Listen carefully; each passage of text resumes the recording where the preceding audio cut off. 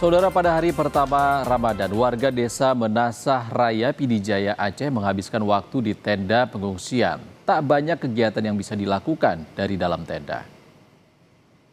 Saudara, di hari pertama Ramadan, warga di desa Menasah Raya banyak menghabiskan waktu di dalam tenda untuk menunggu waktu berbuka. Mari ikuti saya melihat bagaimana kondisi tenda warga di sini.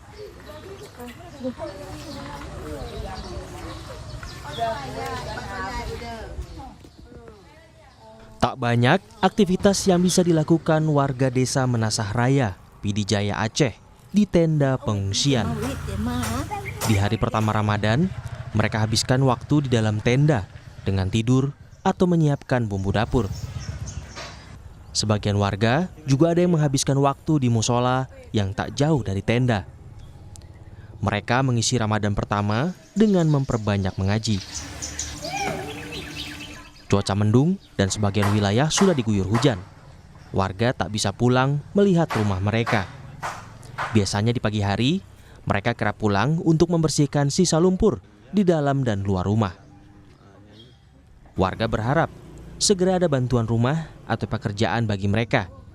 Karena saat ini, mereka tidak bisa berbuat banyak di pengungsian. Sehari-hari pencarian nggak ada, sawah udah jadi lumpur, kerja pun nggak ada. Cuma yang kami harap dari pemerintah, yang utama baraknya kan, yang kedua tempat tinggal, rumah tetap itu kan, karena rumahnya lumpur setinggi atapnya. Bila hujan turun deras, tenda yang mereka tempati bisa tergenang air hujan.